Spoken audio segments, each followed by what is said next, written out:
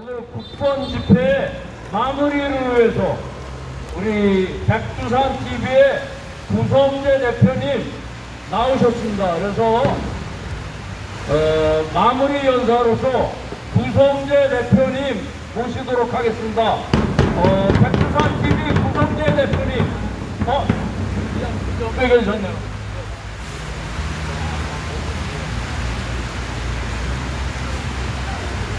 네, 안녕하십니까.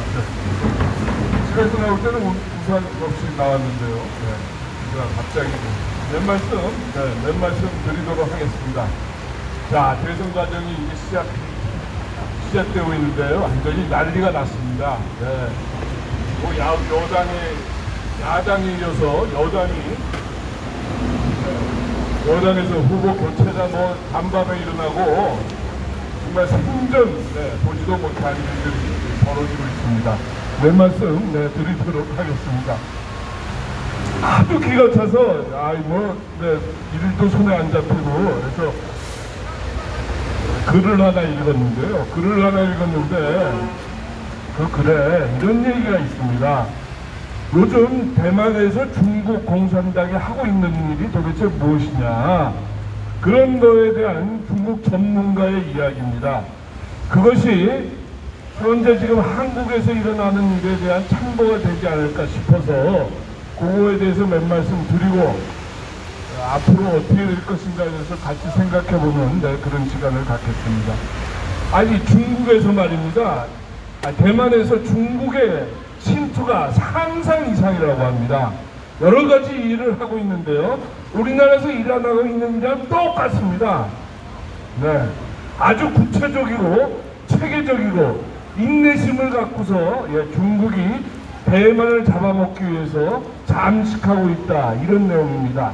민간 조직, 정당, 언론, 경제, 기업계에 아주 사람들을 많이 갖다 심는다고 하네요. 네, 정말 기가 찰 노릇입니다. 거기다 그뿐만이 아닙니다. 중국에 반하는 이야기를 하는 사람이 있으면은 그 사람을 완전히 구워 삶는다 그럽니다. 중국에 반하는 이야기를 하지 못하도록, 특히 제도권에서 언론 방송에서는 그런 얘기를 하지 못하도록 제어하고 통제한다고 합니다. 통제가 갈수록 심해진다고 합니다. 뿐만이 아닙니다. 이런 얘기도 있어요. 이런 얘기는 제가 처음 들어봤습니다. 그 친중 인사한테 신분증을 발급해 준다네요. 친중 인사한테 중국 공산당이 신분증을 발급해 준답니다. 이야, 이럴 수가 있습니까? 그러니까 어떤 긴급 사태가 오면은 이 신분증을 제시해라. 그럼 너는 친중 인사인 걸로 확인되는 거니까 우리가 대피 혹은 구조 해주겠다, 이런 이야기입니다. 뿐만이 아닙니다. 대만에 있는 군인들 친중 인사를 만들어서 그들로부터 충성 서약까지 받고 있다고 그러네요. 와, 이거 중국이 대만을 잡아먹기 위해서 정말 전방위적으로 침략, 침투, 잠식 활동이 아주 활발합니다. 이 글은 중국 전문가가 쓴 글인데요. 미국의 외교 전문 잡지에 실렸는데 거기에 보면 이런 얘기가 나옵니다. 장기적으로는 몰라도 중기적으로는 무력 침략이 있을 것 같지는 않다. 그러나 무력 갈등은 침략은 아니더라도 갈등은 고조될 것이다, 이렇게 전망하고 있습니다.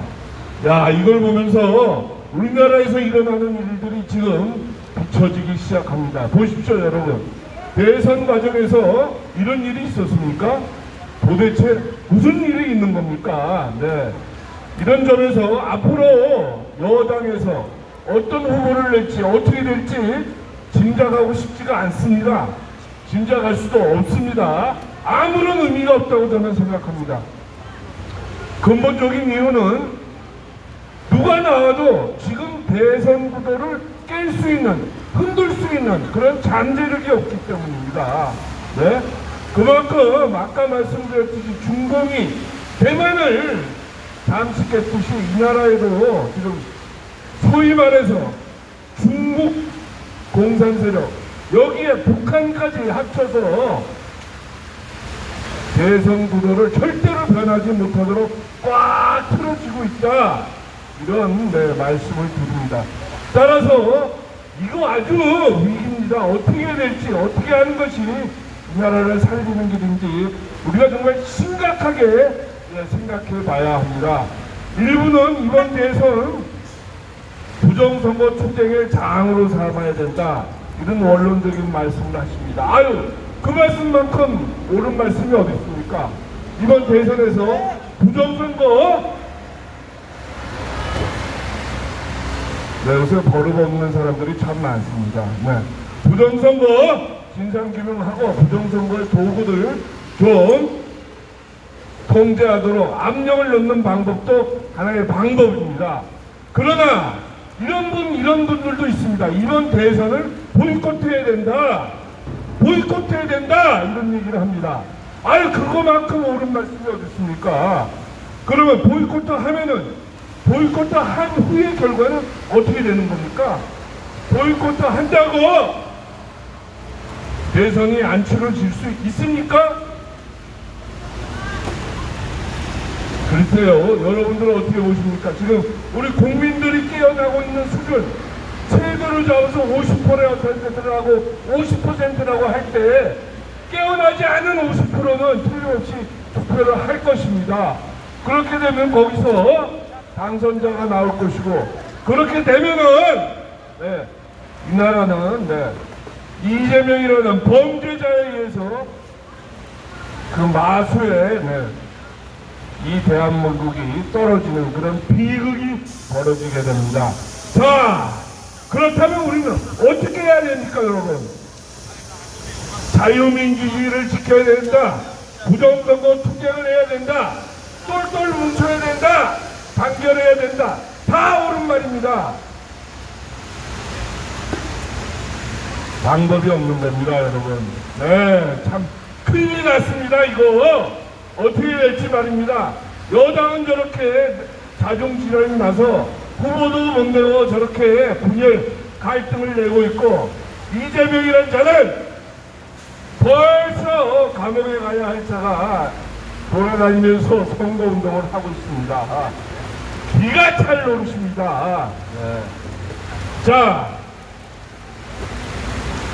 여러분들은 어떻게 선택해야 됩니까? 어떤 선택을 하는 것이 이 나라에 늘 살리는 길인지 우리가 진지하게 생각해야 될 때가 지나고도 남았습니다. 이 권력 노름에, 권력자들의 권력 노름에 이 나라가 망하고 있습니다. 기가 찹니다, 여러분. 총 말이죠. 보이콧 투쟁을 하든지 부정선거 투쟁을 하든지 각자 그 자리에서 애국운동을 해야 되겠다, 이런 원론적인 말씀밖에 못 드리는 이 시점입니다. 그것과 함께 우리가 해야 될 일은 분명합니다. 저 국회 빨리 해결시켜야 되고, 저 민주당뿐만 아니라 국민의 행당도 이제 해산시켜야 됩니다. 그러기 위해서 여기 비오는 우중에도 이렇게 나와서 열심히 뭔가 해답을 찾으려고 하는 여러분들의 애국 열기에 정말 경의를 표하면서 여기서나마 중심이 돼서 앞으로 정치적인 중심을 만들어 나가야 되겠다, 이런 말씀을 드립니다. 안타까운 시점입니다, 여러분. 감사합니다. 다음 시간에 또 뵙겠습니다.